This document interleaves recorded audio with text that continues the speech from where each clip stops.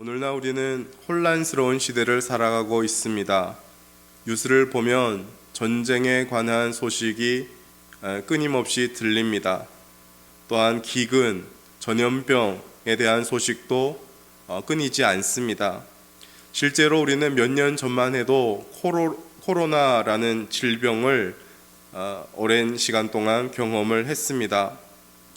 또한 교회 안팎으로는 거짓된 가르침들이 우리의 믿음을 위협하고 있습니다.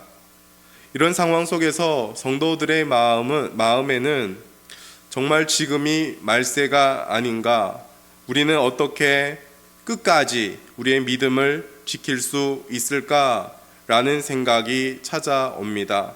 그래서 때론 막연한 불안감 속에서 살아갈 때가 있습니다.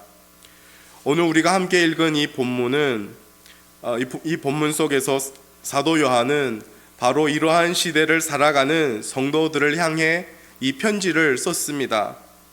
그는 지금 영적인 아비의 심정으로 혼란한 시대를 살아가는 자녀들에게 적그리스도가 활동하는 마지막 때, 우리를 붙드시는 하나님의 손길이 무엇인지, 그리고 우리가 어떻게 거짓된 가르침에 미혹되지 않는지 그것을 명확하게 가르쳐 줍니다. 오늘 말씀을 통해서 거짓이 판치는 이 세상 속에 흔들리지 않는 견고한 믿음의 뿌리를 내리는 시간이 되기를 소망합니다. 먼저 18절을 보십시오. 18절에 사도 요한은 이렇게 시작을 합니다. 아이들아, 지금은 마지막 때라. 여기서 지금 사도 요한은 성도들을 향하여 아이들아 이렇게 부릅니다. 이것은 편지를 받고 있는 그 성도들의 나이가 어려서가 아닙니다. 지금 사도 요한은 영적인 아버지의 그 심정으로 위험한 곳에 있는 자녀들을 부르는 사랑이 담긴 호칭입니다. 다른 말로 하면 이런 거지요. 사랑하는 내 자녀들아, 지금은 정신을 차려야 한다. 왜냐하면 지금은 마지막 때이기 때문이다. 이렇게 외치는 것입니다.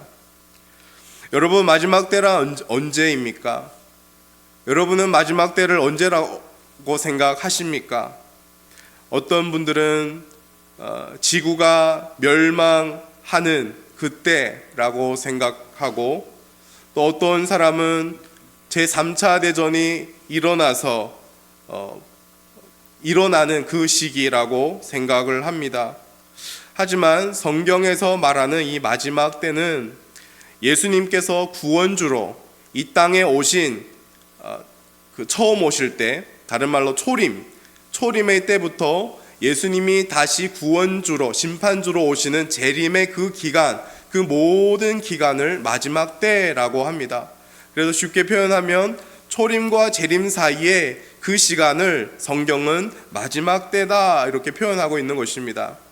그렇다면 초대교회 성도들은 그들도 마지막 때를 살았고, 오늘날 예수를 믿는 저와 여러분들도 마지막 때를 살아가고 있는 것입니다. 이 마지막 때에는 분명한 특징들이 있습니다. 18절 하반절을 보십시오. 적그리스도가 오리라는 말을 너희가 들은 것과 같이 지금도 많은 적그리스도가 일어났으니 그러므로 우리가 마지막 때인 줄 아노라. 마지막 때의 분명한 특징 중에 하나가 적그리스도들이 활동하고 있다는 것입니다. 여기서 적그리스도라는 이 단어가 등장하는데, 이 단어는 요한서신에서만 등장하는 독특한 단어입니다. 안티크리스토라는 건데, 헬라어 원어로 봤을 때 이 단어에는 두 가지 의미가 있습니다. 하나는 예수 그리스도를 대적한다라는 뜻이고, 하나는 예수 그리스도를 대신한다라는 뜻입니다. 대적하는 것과 대신한다라는 두 가지 의미입니다. 즉, 적그리스도라고 했을 때 우리가 아는 어떤 뿔 달린 괴물들이 나타나서 나는 악마다 이런 것이 있는 것이 아니라, 오히려 내가 그리스도다, 내가 너희를 구원할 진리다 라고 말하면서 교묘하게 예수님의 자리를 대신 차지하려는 것을 말합니다. 예수님께서도 마태복음 24장부터 마지막 때에 대하여 가르치면서 그 중에 첫 번째 징조로 이 적그리스도에 대하여 가르쳤습니다. 마태복음 24장 4절 5절에 보면 이렇게 예수님이 말씀하셨습니다. 너희가 사람의 미혹을 받지 않도록 주의하라. 많은 사람이 내 이름으로 와서 이르되 나는 그리스도라 하여 많은 사람을 미혹하리라. 진정한 예수 그리스도를 대신하려는 그런 세력들, 그런 사람들이 있다는 것입니다.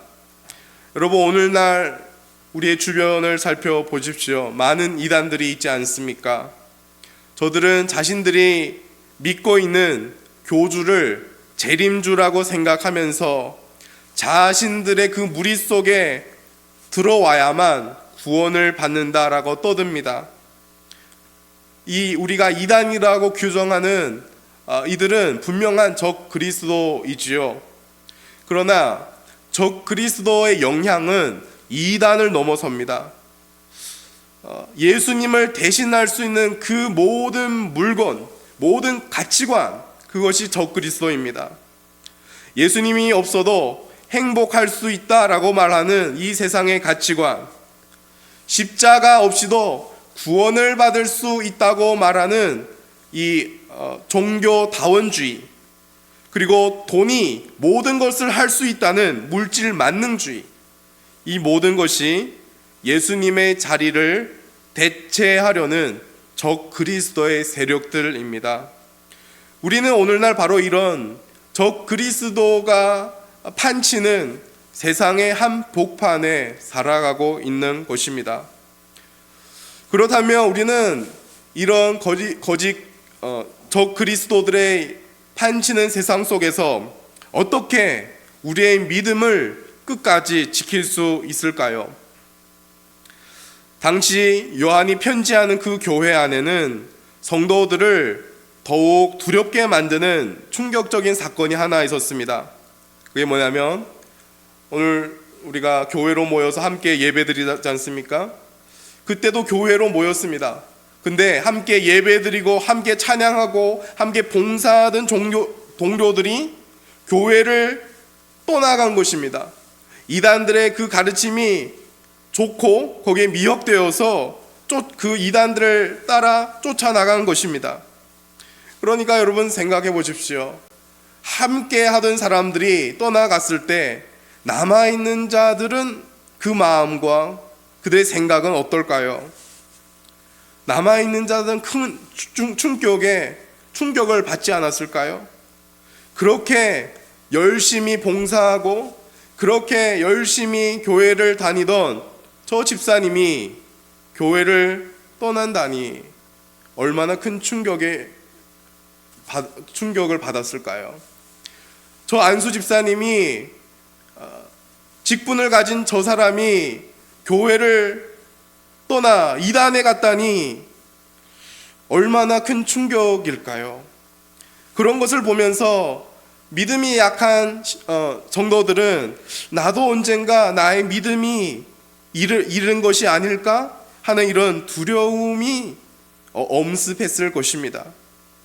이때 사도 요한은 19절 말씀을 통하여 우리에게 구원에 관한 놀라운 진리를 선포하고 있습니다. 19절 말씀인데요, 우리 다시 한번 한 목소리로 한번 읽겠습니다. 시작. 그들이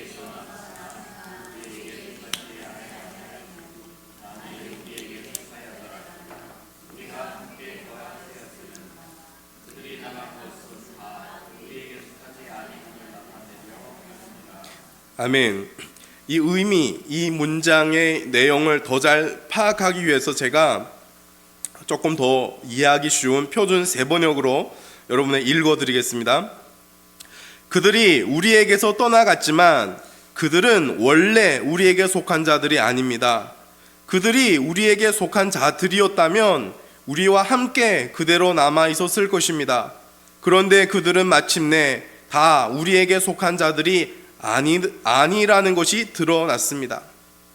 여러분, 이 구절에는요, 우리 기독교가 말하는 구원에 대한 정말 중요한 내용이 포함되어 있습니다. 여러분은 구원을 어떻게 생각하십니까? 여러분은 한 번 구원받은 자의 그 구원이 취소될 수 있다라고 생각하실까요? 누구누구는 구원을 받았는데 그가 잘못 살았거나 큰 범죄를 저질러서 믿음이 나락이 되어서 그의 구원이 취소될 수 있다, 이렇게 생각하신 분이 계실까요? 그런 사람들이 있다는 것입니다. 저 누구누구는 원래는 구원을 받았는데 믿음을 잃어버리고 타락해서 구원이 취소된 거야, 이렇게 생각하고 말하는 사람이 실제로 있는 것입니다. 하지만 사도 요한의 구원에 대한 사도 요한의 진단은 다릅니다. 사도 요한은 19절을 통하여서 우리에게 하는 말이 뭐냐면, 아니다, 그렇지 않다. 그들은 구원을 잃어버린 것이 아니라 처음부터 생명을 얻지 못한 자들이었다. 처음부터 저들은 구원을 받지 못한 자들이었다. 저들이 우리를 떠남으로 말미암아 저들이 구원받지 못한 사람이라는 것이 증명되었다, 그 말씀을 하는 것입니다. 예수님의 12명의 제자 중에 가룟 유다라는 제자라 해야 할까요? 가룟 유다가 있었습니다. 그는 3년 동안 예수님과 동고동락을 했습니다. 예수님의 말씀을 가장 가까운 곁에서 들었고 병자를 고치는 기적의 현장에도 함께 했습니다.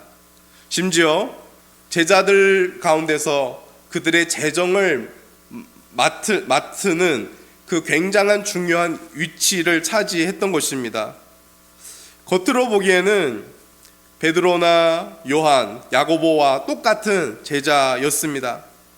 그러나 예수님은 요한복음 6장 70절에 이렇게 말씀했습니다. 너희 중에 한 사람은 마귀다. 가룟 유다는 무리 가운데 섞여 있었지만 그는 예수님께 속한 자가 아니었던 것입니다. 그래서 결국 예수님을 팔았던 것이고 결국 목매어서 자살한 사람입니다. 근데 예수님을 배신하고 부인한 사람이 또 한 명이 있습니다. 여러 명이 있는데 좀 더 성경에 분명하게 말하는 제자 중에 한 명, 예수님을 부인한 한 명, 또 누구가 있습니까? 베드로가 있습니다. 여러분, 베드로도 예수님을 부인하고 넘어졌습니다. 3번을 부인했지요.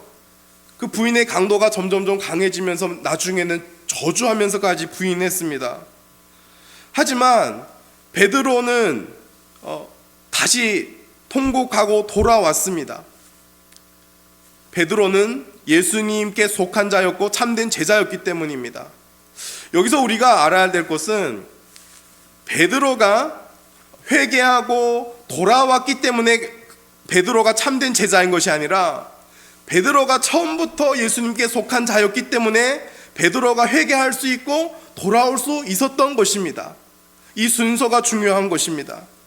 만약 베드로가 가룟 유다처럼 예수님께 속한 자가 아니었다면 베드로도 결코 주님께로 돌아올 수 없는 운명이었을 것입니다. 여러분, 하나님께 속하지 않는다면 언젠가 떨어져서 나가지만 반대로 하나님께 속해 있는 자는 영원히 하나님께 붙어 있는 것입니다. 물론 잠시 연약해서 방황할 수는 있겠지요. 베드로처럼 주님을 부인하는 그 삶의 모습이 나타날 수 있겠지요. 그러나 하나님께 속해 있는 자는 반드시 다시 돌아오게 되어 있습니다. 왜냐하면 하나님은 한번 당신의 자녀로 삼은 자를 절대로 그 자녀를 붙든 그 손을 놓지 않기 때문입니다. 여러분, 우리가 거짓이 판치는 적그리스도가 활동하는 이 마지막 시대에도 우리의 믿음을 지킬 수 있는 근거가 어디에 있다고 생각하십니까? 우리의 의지가 강해서일까요? 내가 남들보다 더 열심히 기도하고 더 많은 성경을 읽어서 그 믿음을 지킬 수 있는 것일까요? 그렇지 않습니다. 우리가 구원에서 떨어지지 않은 진짜 이유는 나를 붙드시는 예수님의 그 손 때문입니다. 나를 붙드시는 주님 때문입니다. 여러분, 어린아이가 아빠 손을 잡고 어떤 험한 길을 간다고 생각해 보십시오. 어린아이는 힘도 없습니다. 그리고 막 딴 생각을 하고 이렇게 걸어가다가 이제 돌멩이에 부딪혀서 넘어졌다고 합시다. 이 어린아이는 이런 여러 가지 요소 때문에 아빠의 손을 놓을 수가 있습니다. 하지만 그렇다고 그 아이는 길을 잃어버릴까요? 그렇지 않지요. 왜냐하면 이 아이는 아빠의 손을 놓았을지라도 이 아이의 손을 끝까지 붙잡고 있는 아빠의 그 손이 있기 때문입니다. 그러니까 중요한 것은 내가 아빠의 손을 얼마나 힘차게 굳세게 붙잡냐 이것이 아닙니다. 아빠가 내 손을 얼마나 꽉 붙들고 있느냐라는 것이 중요합니다. 이것이 우리의 구원에도 마찬가지라는 것입니다. 구원은 내가 주님을 붙잡는 나의 힘에 있는 것이 아니라 나를 붙잡는 주님의 손에 달려 있습니다. 우리는 때로 연약해서 믿음의 손을 잠시 놓을 때가 있습니다. 예수님을 신뢰하지 않고 나를 믿으며 이 세상의 가치관을 믿으며 살아갈 때가 있습니다. 죄에 넘어져서 낙심하고 주님을 멀리 할 때도 있습니다. 하지만 우리를 붙드신 그 예수님의 손길은 절대로 우리를 놓지 않으신다라는 사실입니다. 여러분, 우리가 흔들릴 때, 우리의 신앙이 믿음이 흔들릴 때 우리를 붙드는 것은 나의 어떤 것이 아니라 지금도 우리를 위해 기도하고 계시는 예수 그리스도다라는 이 사실을 믿으시기를 바랍니다. 요한복음 17장에 예수님은 이렇게 말씀을 하셨습니다. 17장 아니고요. 요한복음 6장에 내게 주신 자 중에 내가 하나도 잃어버리지 아니하고, 즉 예수님께 속한 자는 예수님은 한 사람도 잃어버리지 않고 끝까지 붙잡고 계신다라는 약속입니다. 아까 베드로에 대해서 잠깐 얘기를 했는데요. 베드로가 그렇게 시험에 빠지고 끝까지 예수님을 버리지 않고 다시 예수님께로 돌아올 수 있었던 이유는 베드로가 그 자신의 의지가 강해서가 아닙니다. 누가복음 22장 32절에 가보시면 예수님께서 뭐라고 말씀하셨냐면, 이제 베드로가 너가 나를 이렇게 부인할 것이다 이렇게 말 다 했어요. 그리고 나서 예수님께서 뭐라고 말씀하셨냐면, 그러나 내 믿음이 떨어지지 않기를 내가 기도한다. 제가 언젠가 이 말씀을 우리 감사카드 알림에 여러분에게 보냈습니다. 이렇게 한 구절로 보면은 은혜가 안 됩니다. 그 문맥 속에서 저는 참 은혜가 돼서 이렇게 보냈는데요. 그런 걸 깨달았습니다. 우리는 베드로처럼 예수님을 부인하고 믿음이 나락이 될 수 있습니다. 그런데 예수님께서 그러나 내 믿음이 떨어지지 않기를 예수님이 기도를 해주셨다고 하십니다. 우리는 바로 예수님의 우리를 위한 그 기도 때문에 오늘도 하나님 아버지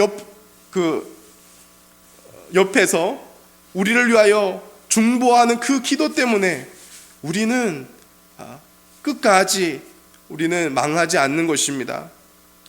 그러니 사랑하는 성도 여러분, 우리가 이 적그리스도들이 활개치는 이 마지막 시대를 살아가면서 우리는 불안해하지 않아도 되는 이유가 무엇입니까?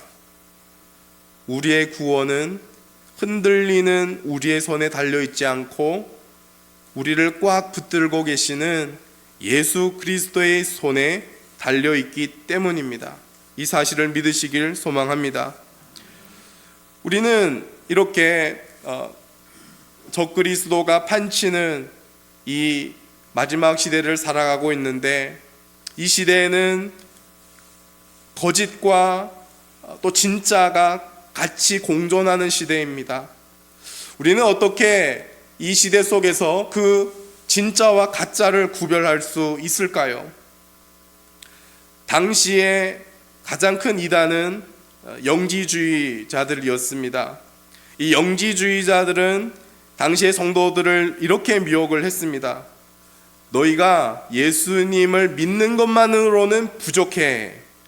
너희가 정말로 구원에 이르려면 우리가 지금 받은 이 특별한 지식을 너희들이 배워야 해. 그러니까 예수만 부족하고 예수 플러스 특별한 지식, 영지주의자들이 깨달은 그 지식이 필요하다. 이렇게 유혹을 한 것입니다. 내가 그 비밀을 알려줄 테니까 우리한테로 와. 오늘날도 비슷하지 않습니까? 이단들의 주장이 무엇입니까? 기성교회에는 구원이 없어. 우리 단체에 와서 비유풀이도 배우고 우리가 믿는 이 구세주를 믿어야 정말로 구원을 받아. 이렇게 오늘날도 똑같이 성도들을 유혹합니다. 그런데 이에 대해 사도 요한은 20절에 놀라운 선언을 하십니다. 20절인데요, 우리 함께 한 목소리 읽겠습니다. 시작. 너희는 거룩하신 자에게서 기름 부음을 받고 모든 것을 아느니라. 여기에 기름 부음이라는 이 표현이 나오는데요, 바로 이제 설명을 하자면 기름 부음은 성령님을 의미합니다. 구약 시대에서는 왕, 제사장, 또 선지자 같은 특별한 사람들에게만 그들의 머리에 기름을 부었습니다. 그런데 지금 요한은 예수를 믿는 너희 모두에게 기름 부음을 받았다라고 이렇게 말하는 것입니다. 그러니까 직분이 있든 직분이 없든, 구체적으로 목사님에게만 성령님이 주어지는 것이 아닙니다. 로마 천주교 때는 교황에게만 약간 성령이 계신다. 로마 황제를 굉장히 높은 분으로 생각을 했습니다. 그런데 지금 사도 요한, 그리고 성경이 우리에게 말하는 것은 모든 사람에게 성령의 기름 부음이 있다는 것입니다. 예수님을 그리스도로 믿는 그 모든 사람에게 직분이 무엇이든, 직분이 있든 없든, 신앙생활이 길든 짧든 예수를 믿으면 그 안에는 성령님이 계신다라고 말씀합니다. 그렇다면 여러분, 성령님이 하시는 역할이 무엇일까요? 성령님은 우리로 하여금 어떤 신비한 환상을 보게 하실까요? 뭐 그럴 수도 있겠지요. 하나님의 크신 영이니까, 거룩한 영이니까. 또 어떤 사람은 이제 사도행전 오순절 강림 그 사건에 너무 주목되어서 성령님이 하시는 역할을 방언을 말하는 것으로 생각을 합니다. 물론 성령님이 그렇게 방언을 또 말하게 할 수도 있겠죠. 방언 통역도 하면서. 그러나 성경이 말하는 성령님이 하는 가장 주된 일은 진리를 알게 하는 것이다 라고 합니다. 여러분 27절을 한번 보십시오. 27절 제가 읽겠습니다. 너희는 주께 받은 기름 부음이 너희 안에 거하나니 아무도 너희를 가르칠 필요가 없고 오직 그의 기름 부음이 모든 것을 너희에게 가르치며 또 참되고 거짓이 없으니 너희를 가르치신 그대로 주 안에 거하라. 성령의 기름 부음이 모든 것을 너희에게 가르치신다라고 합니다. 그런데 우리가 이 말을 좀 이렇게 오해하지 말아야 합니다. 이 말은 그러면 이제 목사님의 설교도 이제 필요 없고 성경 공부도 다 이제 필요 없다 이렇게 이해하면 안 됩니다. 이 말은 당시 그 이단들이 주장했던 새로운 비밀을 깨달아야 된다, 그것을 대응하여 그런 새로운 지식에 대한 깨달음이 필요 없다 라는 말씀입니다. 왜냐하면 우리 안에 계신 성령께서 구원에 필요한 핵심 진리 모든 것을 깨닫게 하시기 때문입니다. 우리 현금을 우리가 이제 시장에서 현금을 사용하는데 현금에도 가짜 현금이 있지 않습니까? 지폐 가짜가 있습니다.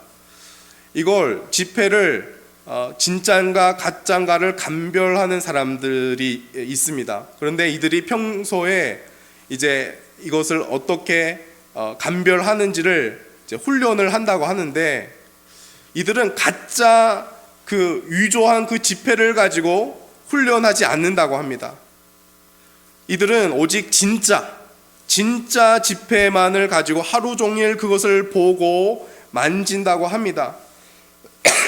손으로 그 감각을 느끼고 눈으로 보면서 그의 그 모습을 꼼꼼히 살핀다고 합니다. 그래서 진짜 익숙해지는 것이죠. 여러분, 그러다가 만약 갑자기 가짜를 만졌다라고 하면 어떻게 될까요? 느낌이 오는 것입니다. 촉감에서 느낌이 오고 눈을 보면서 시각에서 이것이 가짜라는 무언가를 느낀다는 것입니다. 이거 평소에 내가 진짜 만지던 것과 뭐가 다른데? 이게 좀 보니까 뭔가 좀 이상한데? 이렇게 감별한다라는 것입니다. 우리 안에 계신 성령님이 이 같은 일을 하십니다. 여러분, 성령님은 우리에게 늘 진짜 예수님을 보여주십니다. 말씀을 통하여, 설교를 통하여 예수님이 하나님의 아들이시고 예수님이 바로 나의 죄를 위하여 죽으신 구세주다라는 이 사실을 성령님께서 우리로 하여금 보게 하고 믿게 하시는 것입니다.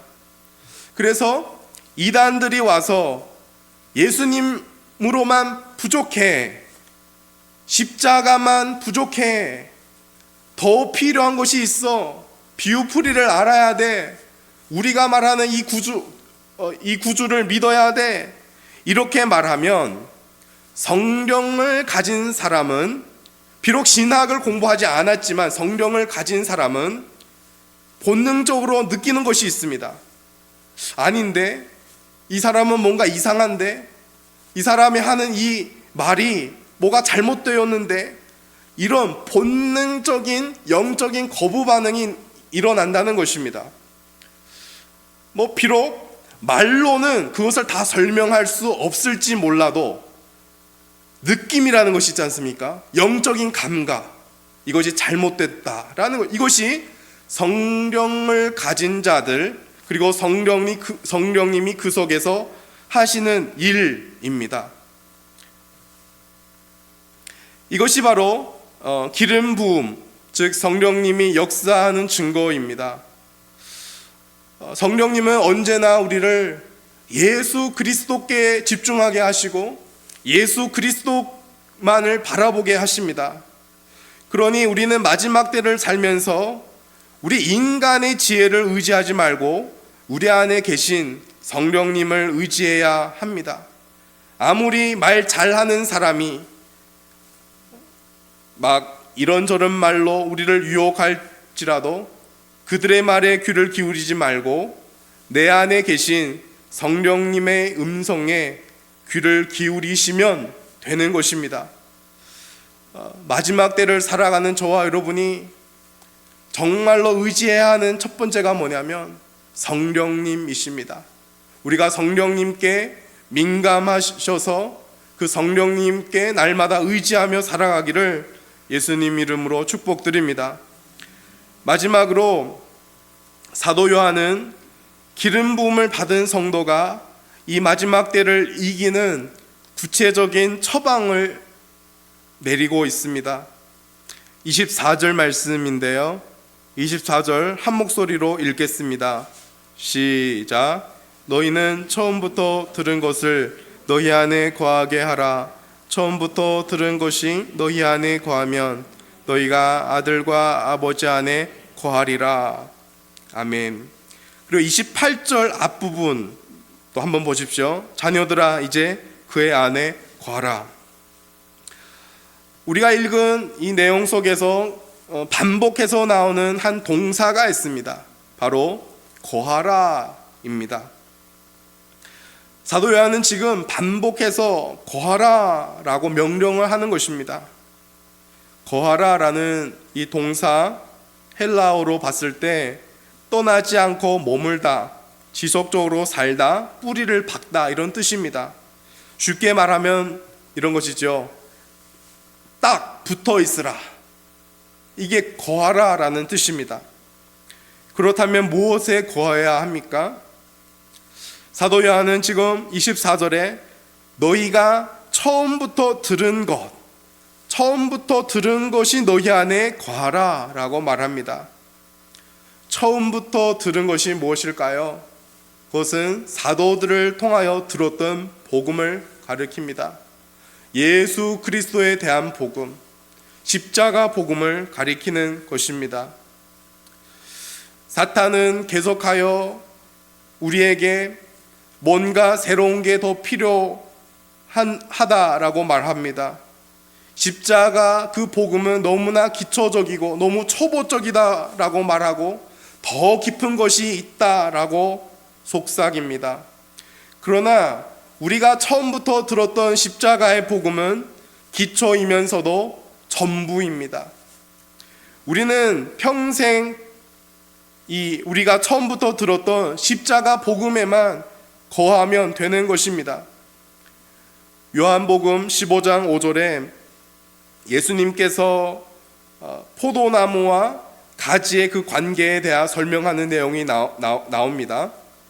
사도 요한은 아마 지금 너희가 처음부터 들은 말씀에 거하라, 너희가 주 안에 거하라 라고 말씀을 하면서 바로 이 포도나무와 가지의 이 내용을 염두에 두었을 것입니다.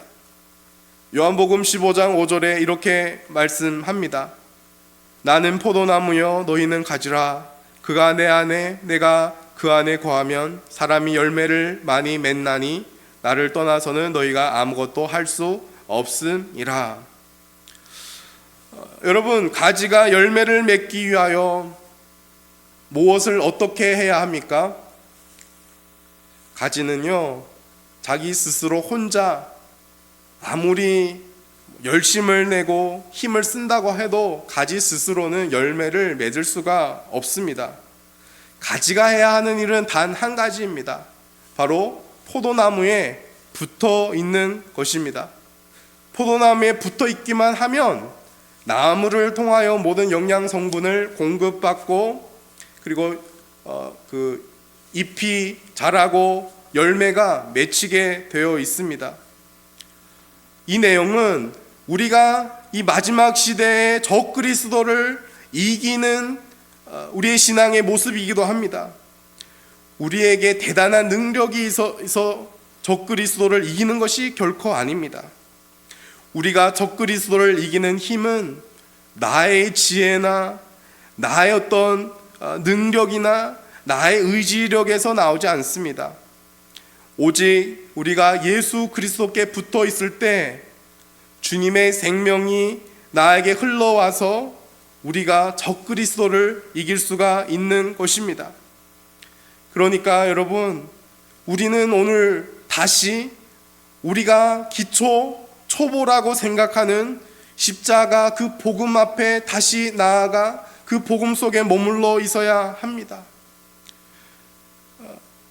예수님이 나 같은 죄인을 위하여 이 땅에 오셨고 나 같은 죄인을 위하여 십자가를 지셨고 그리고 그 예수님께서 나의 모든 죄를 용서했다는 그 복음, 그분께서 나에게 모든 의를 주시기 위하여 부활하셨다는 그 복음, 가장 기본적인 그 복음 안에 우리가 머물러야 한다라는 것입니다.